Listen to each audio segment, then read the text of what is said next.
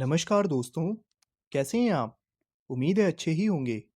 दोस्तों, हमारी आज की कविता का टाइटल है संगतकार, जिसके लेखक हैं मंगलेश डबराल।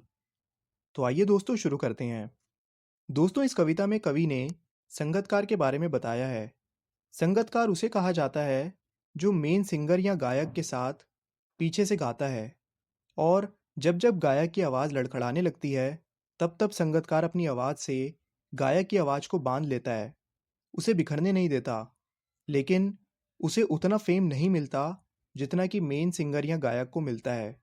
लेकिन फिर भी वो बिना किसी स्वार्थ के अपना काम करता रहता है।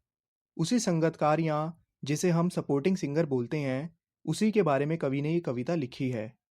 दोस्तों, इस कविता को मैंने 4 स्टैन्ज़ाज़ में डिवाइड किया है। मैं एक-एक करके आपको सबका एक्सप्लेनेशन देते हुए आगे बढ़ूँगा। तो आइए दोस्तों बढ़ते हैं अपने फर्स्ट स्टैन्ज़ा की ओर। मुख्य गायक के चट्टान जैसे भारी स्वर का साथ देती वह आवाज़ सुंदर कमजोर काँपती हुई थी। वह मुख्य गायक का छोटा भाई है या उसका शिष्य या पैदल चलकर सीखने आने वाला दूर का कोई रिश्तेदार। मुख्य गायक की गरज में वह अपनी गूंज मिलाता आया है प्राचीन काल से। तो इस स्टैन्ज़ा में कवि अपनी इन लाइंस में कहता है कि जब मुख्य गायक अपने चट्टान जैसे भारी स्वर में गाता है, तब संगतकार हमेशा उसका साथ देता है। संगतकार की आवाज़ बहुत ही कमज़ोर, काँपती हुई प्रतीत हो रही है, लेकिन फिर भी वह बहुत मधुर थी, जो कि मुख्य गायक की आवाज़ के साथ मिलकर उसकी प्रभावशीलता को और बढ़ा देती है, यानी उसके इन्फ्लुएंस को और एनहांस कर देती है। कवि को ऐसा लगता है कि ये संगतकार गायक का कोई बहुत ही करीब का रिश्तेदार या जान-पहचान वाला है, या फिर ये उसका कोई शिष्य हो सकता है, जो कि उससे गायकी सीख रहा है।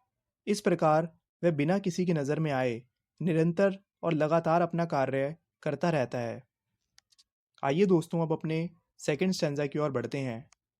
गायक जब अंतरे की जटिल तानों के जंगल में खो चुका होता है या अपने ही सरगम को लांघ कर चला जाता है भटकता हुआ एक अनहद में, तब संगतकार ही स्थाई को संभाले रहता है। जैसे समेटता हो मुख्य गायक का पीछे छूटा हुआ सामान, जैसे उसे याद दिलाता हो उसका बचपन जब वह नौसिखिया था। इन लाइंस में कवि ने यह बताने की कोशिश की है कि जब कोई महान संगीतकार अपने गाने की लय में डूब जाता है, तो उसे गाने के सुर ताल की भनक नहीं पड़ती और वह कभी-कभी अपने गाने में कहीं भटक सा जाता है। आगे सुर कैसे पकड़ना है, ये उसे समझ नहीं आता और वह उलझ सा जाता है। ऐसी परेशानी के समय में उसका सहायक या फिर संगतकार निरंतर अपनी कोमल या सुरीली आवाज में संगीत के सुर ताल को पकड़े रहता है।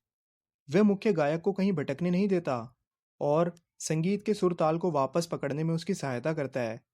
इस दौरान ऐसा लगता है मानो मुख्य गायक अपना कुछ सामान पीछे छोड़ते हुए चला जाता है और संगतकार उसे समेटते हुए उसके साथ आगे बढ़ता है।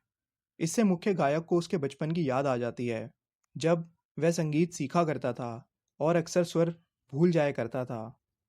आइए दोस्तों, अब हम अपने तीसरे स्टैन्ज़ा की ओर बढ़ते हैं।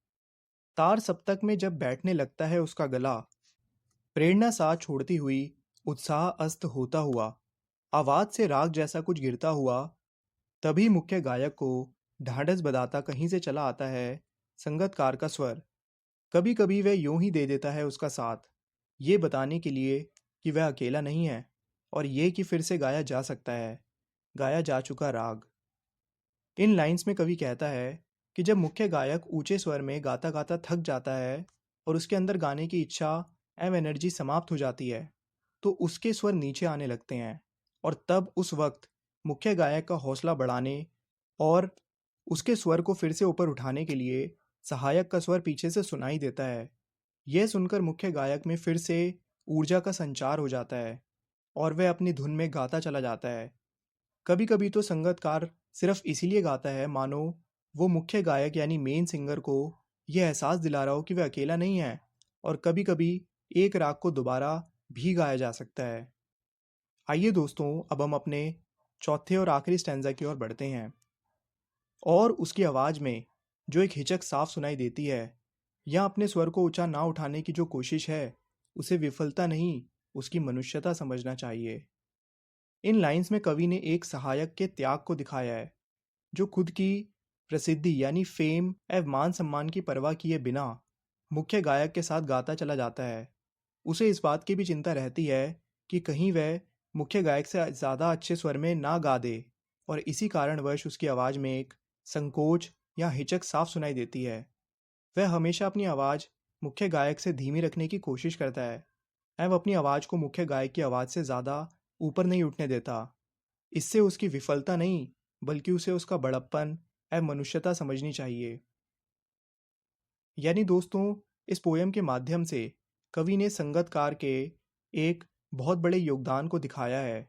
जब जब गायक की आवाज़ लड़खड़ाने लगती है, तब तक संगतकार अपनी आवाज़ से गायक की आवाज़ को बांध लेते हैं और उसे बिखरने नहीं देते। कभी कभी तो उन्हें जानबूझकर खराब गाना पड़ता है कि कहीं उनकी आवाज़ गायक से अच्छी ना हो जाए, और वो ये सब इसलिए करते हैं क्योंकि मुख्य गायक की प्रसिद्धि यानी फेम में कोई कमी ना आए, जबकि उसे कोई खुद नहीं पहचानता, ना ही उसे मान सम्मान मिलता है। लेकिन संगतकार फिर भी निरंतर बिना किसी स्वार्थ के अपना काम करता रहता है। तो उम्मीद है दोस्तों, आपको इस कविता का एक्सप्लेनेशन समझ में आ गया होगा। आपसे मिलेंगे अगली वीडियो में, तब तक के लिए देखते रहिए खेल खेल में ज्ञान। Okay, thank you.